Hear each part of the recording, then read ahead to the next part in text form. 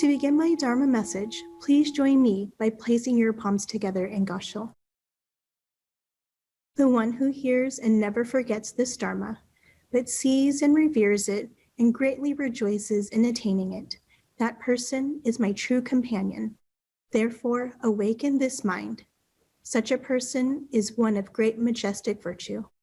They shall enter the preeminent gateway of the boundless Buddha Dharma. From the collective works of Shinran, the true Shinjin of the Pure Land Way. Namo Amida Butsu. Namo Amida Butsu. Namo Amida Butsu. Namandavats. Namandavats. Namandavats. Well, hello, everybody. Thank you so much for having me. I'd first like to start my message by thanking Reverend Akahoshi for the kind invitation to be your guest speaker for the Nirvana Day and Buddhist Women's Association Memorial Service. Although I was much looking forward to coming down to sunny San Diego to be with all of you in person, I'm so grateful to be able to join with you due to the wonders of technology. Also, many thanks to Mr. Bill Teague for your kind assistance with my video Dharma message as well. So today, we're observing Nirvana Day, while also remembering the past women of the Buddhist Women's Association.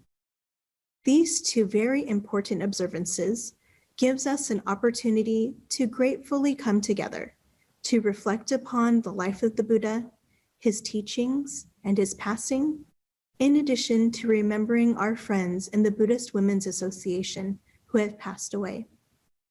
Today, I wanted to share with you the events in the Buddha's last days of his life and the meaning for us today, especially related to our memorial service for the BWA women. A few months leading up to the Buddha's passing, he was actually quite ill with very bad stomach issues, which were very, very painful.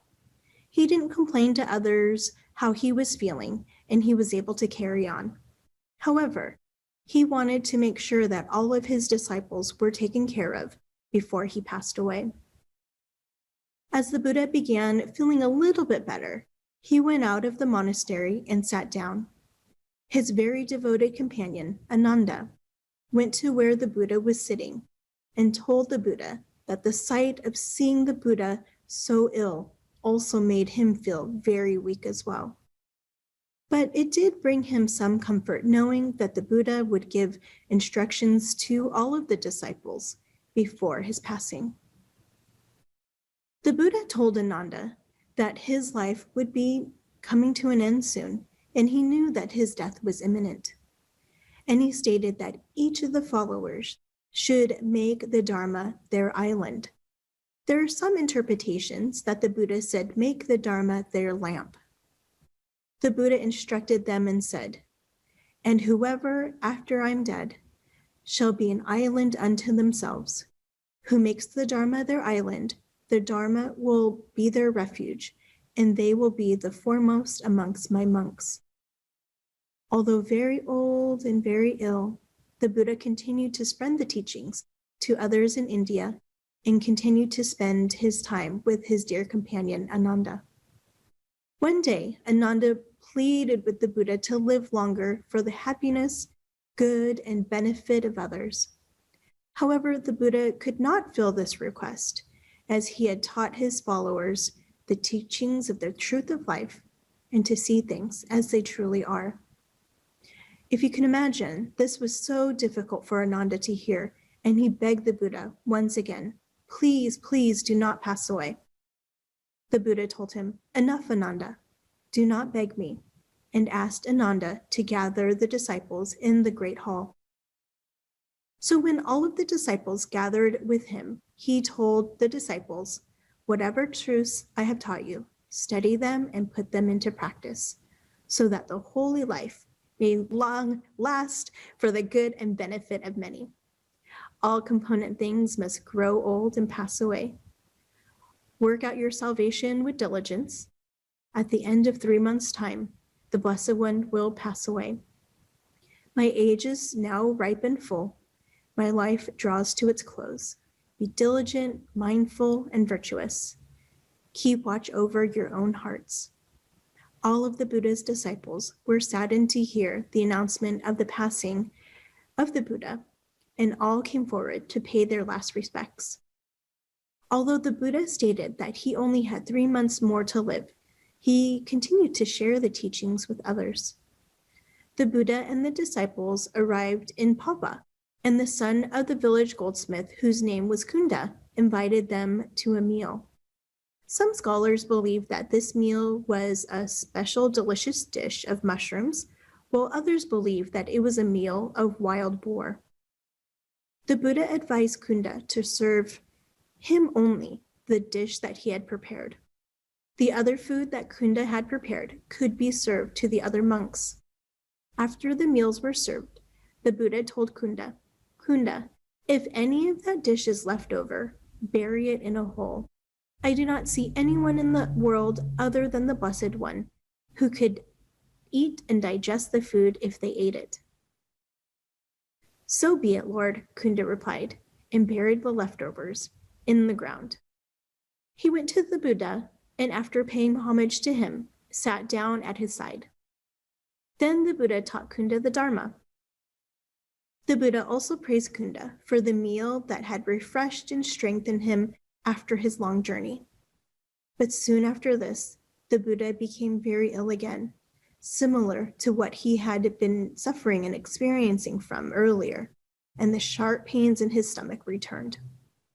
By an effort of will, he was able to bear through the pain. Though extremely weak, the Buddha decided to continue on immediately to another village, a little more than 6 miles away. After a very painful struggle, he reached the grove of sala trees just outside of the town. The Buddha took his last bath, and after resting a while, he said, "Now it may happen that some people may make Kunda regret having given me the meal that made me sick. Ananda, if this should happen, you should tell Kunda that you have heard directly from the Buddha that it was a great benefit for him. Tell him that 2 offerings to the Buddha are of equal benefit, which is the offering of food just before the Buddha's supreme enlightenment and the offering of food just before he passes away. This is the final birth of the Buddha."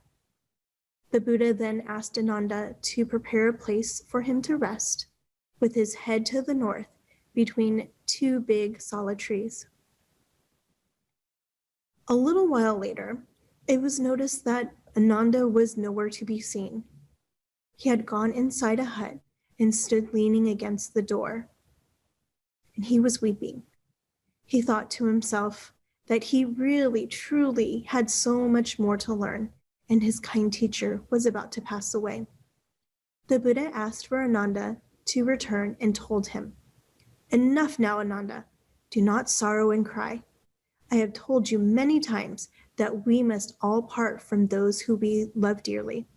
It is not possible for something that has been born not to die." The Buddha then praised Ananda for his acts of loving kindness, and also for being so very helpful. The Buddha then asked Ananda to go to the village to inform everyone that he will pass away that night and ask to see his followers. So, of course, Ananda and another monk did as the Buddha told them, and they went to tell the other people of the village. When they heard this news, they were deeply saddened and grief-stricken. Men, women, and children came to the 2 big sala trees, and they bid a last farewell to the Buddha. Family by family, they bowed down before the Buddha and said their goodbye. The Buddha was 80 years old at the time of his death. So when I hear this story of the Buddha's life and, of course, of his passing, I'm amazed at his acceptance of his imminent death. This is why he truly is an enlightened being. He realized the truth of life, understood impermanence, and was not clinging to his mortality. He comforted his devout followers, especially Ananda, and told him not to cry. So when I experience the passing of a loved one, it's really hard not to cry. I can only imagine how Ananda felt as he anticipated the passing of the Buddha, as he was facing the separation from the loss of his great teacher. Loss, as we know, can come in so many different forms, such as the passing of our friends and loved ones, the ending of a relationship with a partner or even a friend, the loss of a job, the relocation of where we live, the experience of natural disasters, and losing our material and sentimental possessions, and of course, so much more. Loss and grief have affected each of us, and I know that I have shed countless tears regarding loss in my 42 years of life. I'm reminded of Lady Takeko Kujo's poem. It's entitled Women's Tears. Lady Kujo was born in 1887 and died in 1928. She was the daughter of Koson Otani, who was the 21st Monshu of our Jodo Shinshu school of Buddhism. She is known for her contributions and charitable work in the slums of Tokyo and during the Great Kanto earthquake of 1923. All of her dedicated work led to the founding of Asoka Hospital, which is one of the great medical centers in Japan.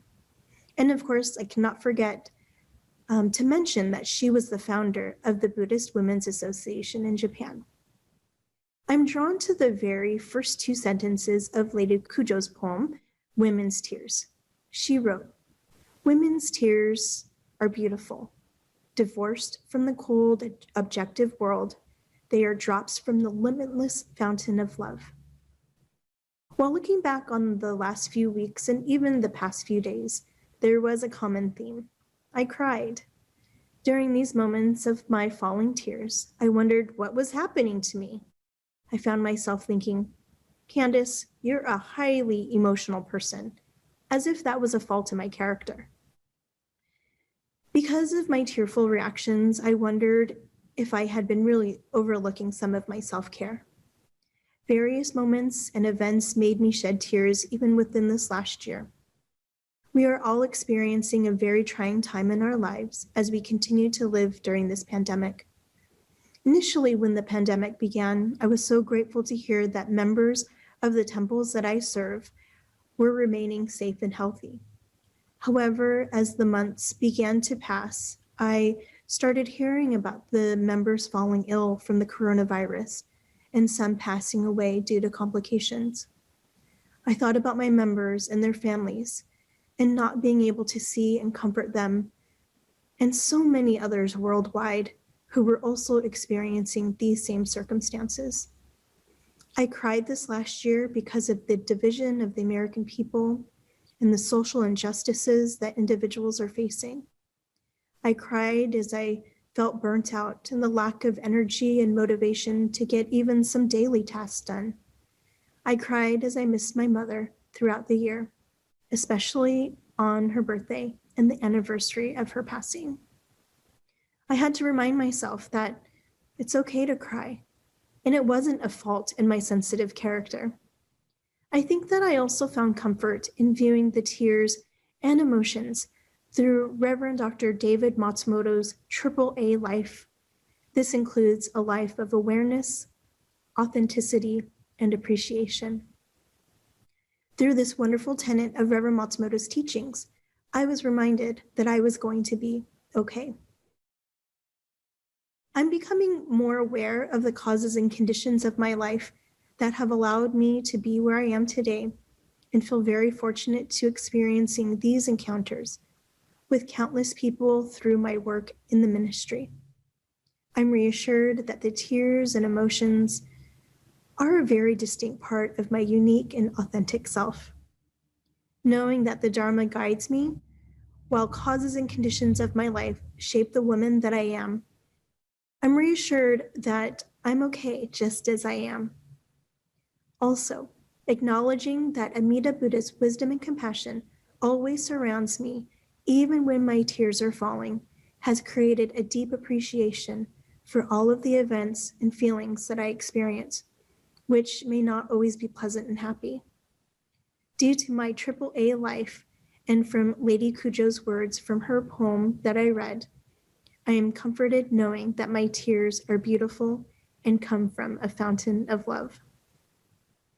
So reflecting upon all who I've encountered in my life and the tears of joy and pain that I've shared with them, I also reflect upon the hymn in my opening message, which I read from the collected works of Shinran, and it talks about our dear companions in the Dharma.